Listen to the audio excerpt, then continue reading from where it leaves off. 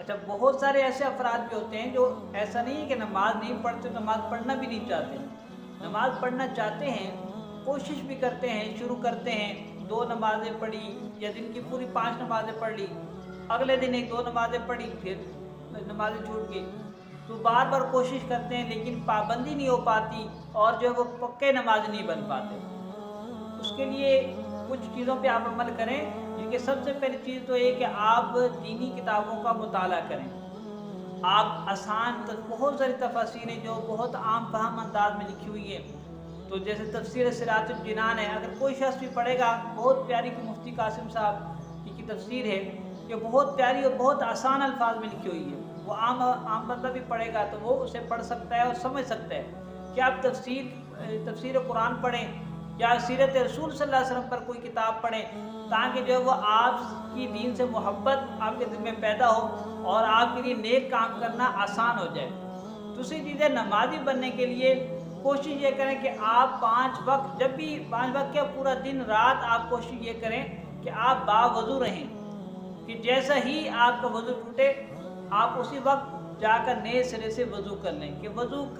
باوضو رہنے کا ویسے بھی اس کی فضیلت ہے، اس کی برکات ہیں، اور دوسری بات یہ ہے کہ ہمیں نماز سے زیادہ وضو کرنا مشکل لگتا ہے، وہ بھی بالخصوص سردیوں کے دنوں میں مزید جو ہے وہ وضو کرنا اور زیادہ ہمارے لیے مشکل بن جاتا ہے۔ تو جیسے ہی آپ کا وضو ٹوٹے اسی وقت آپ ہمت کر کے جا کے وضو بنا لیتے ہیں۔ اب جب اذان ہوگی اور نماز کا وقت ہوگا، وضو تو آپ کا ہے، صرف آپ نے کھڑا ہونا ہے، اگر خواتین ہیں تو گھر میں کھڑا ہونا ہے اور نماز کی ابتدا کرنی ہے،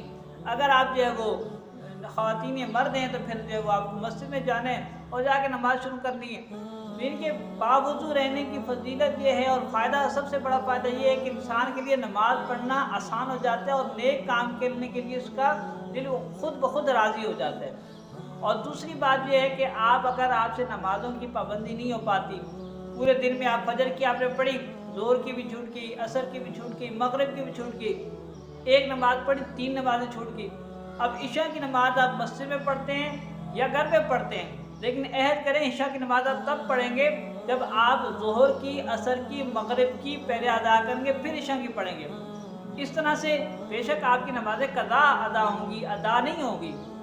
ان کے ظہر کی آپ نے ظہر کے وقت میں تو نہیں پڑھی، عشاء کے وقت میں پڑھ رہے ہیں، عصر کی جو بھی آپ وہ بھی عشاء کے وقت میں پڑھ رہے ہیں، اور مغرب کی بھی عشاء کے وقت میں پڑھ رہے ہیں۔ لیکن جب آپ کو 3 نمازیں یہ اور پھر عشاء کی ایک ساتھ آپ نے پڑھنی ہے، اور پڑھنے کے بعد ہی سونا ہے، اور یہ عہد کر لیں کہ تب تک آپ روزانہ نہیں سوئیں گے جب تک 5 نمازیں آپ کی مکمل نہیں ہوں گی۔ تو اب جب آپ نے عشاء کا وقت ٹوٹل 4 نمازیں پڑھی، تو پھر آئندہ جو ہے وہ اگلے دن آپ کوشش یہ کریں گے کہ جب پڑھنی ہے تو پھر ظہر کا وقت پڑھ لیں، عصر کا وقت پڑھ لیں، اور مغرب کے لیے مغرب کے وقت جو ہے وہ ٹائم نکالیں، اور جب عشاء کے وقت آپ نے سونے سے پہلے یہ پکا عہد کر لیا کہ ہر صورت بستر پہ میں اسی وقت جاؤں گا جب میری نمازیں مکمل ہوں گی۔ تو اس لیے اس طریقے سے اگرچہ آپ کی نمازیں 1 دن 2 دن قضا ہی ادا ہوں گی، اور قضا تو ویسے بھی ادا کرنی ہوتی ہے، جو آپ کی نماز نکل گئی، وقت گزر گیا، تو کبھی بھی معاف نہیں، آپ کو ادا کرنی ہی کرنی ہے،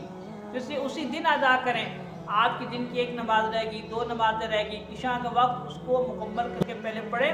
اور اس کے بعد عشاء کی نماز پڑھیں، اور پھر اس کے بعد سونے کے لیے جائیں۔ جب آپ ایسی کوشش کریں گے تو انشاءاللہ تعالی اگلے دن آپ کو، یعنی کہ خود بخود جیسے ہی اذان ہوگی اور نماز کا وقت ہوگا، تو آپ کا دل اس بات پر راضی ہو جائے گا کہ پہلے نماز پڑھ لیتے ہیں، باقی سارے کام بعد میں کرتے ہیں۔